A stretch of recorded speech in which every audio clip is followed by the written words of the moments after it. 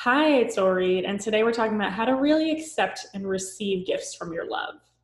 Now, when getting gifts is your primary language of love, meaning you feel most adored and cared for when your partner gives you gifts, but you're pushing it away, you're feeling suspicious, you're feeling disappointed, you're not really sure why it's happening, even if it's a special occasion, then that's an issue, right? Because you're pushing away the way you feel most loved.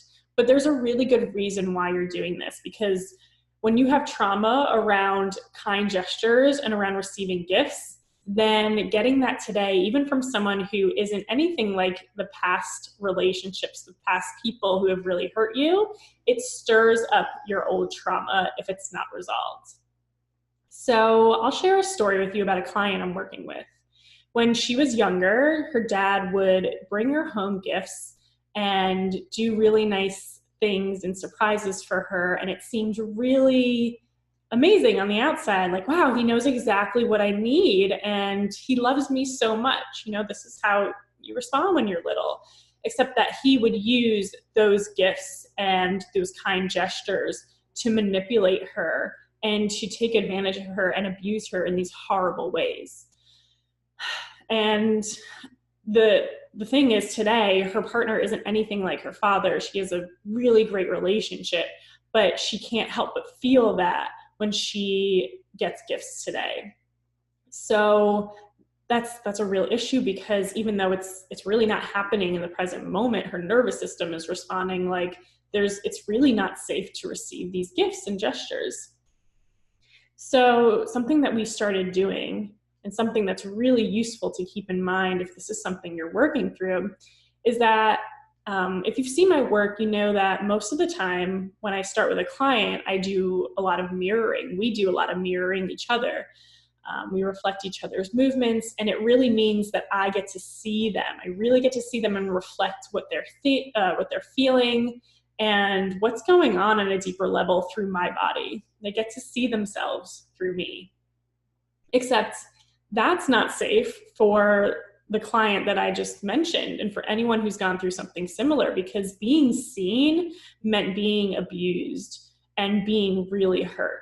And so what we did was we started moving really slowly together, but we didn't really move face to face. We didn't do the mirroring for a really long time because that would just be counterproductive. So what we did was we moved together but separate. So I still held the sessions, I still guided it with structured intention based on what we were working on, but it wasn't about facing each other and moving in this very vulnerable, exposing way. It was about moving together. I do all my work online, so me moving in my space, her moving in her space, and doing something together, but not facing each other, and doing it in different directions, facing different ways, kind of going off and exploring, and then coming back together and talking about it.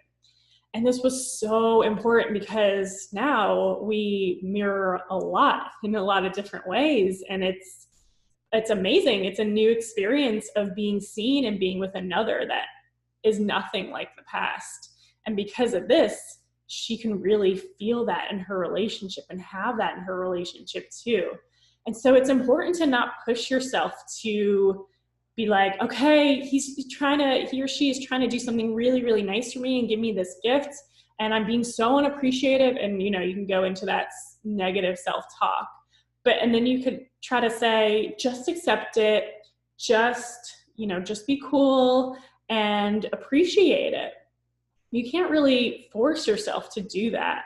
Because when you have this trauma stuck in your body, and when your nervous system reacts before you can even think about what you want to do, then telling yourself that even before the situation occurs, it's not going to do anything, and it's not going to help, because your body is just going to take over.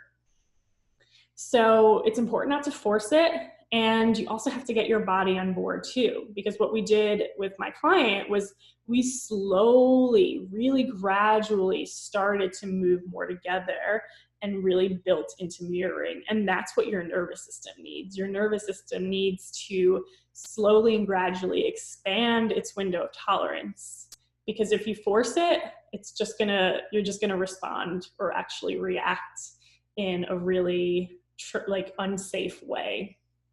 So those are my tips for today. And remember not to force it, not to push yourself. Know that your nervous system is going to respond in fight, flight, freeze, shut down anyway. And it's just going to reinforce that the idea and the knowledge that your nonverbal subconscious has that it is not safe to receive gifts.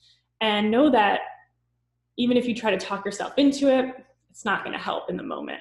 So if you want some help and some support, understanding how your trauma is stored in your body and why it's causing you to respond in ways that you can't control, then I want to talk to you and invite you to come book a relationship review with me. It's free. There's no obligation.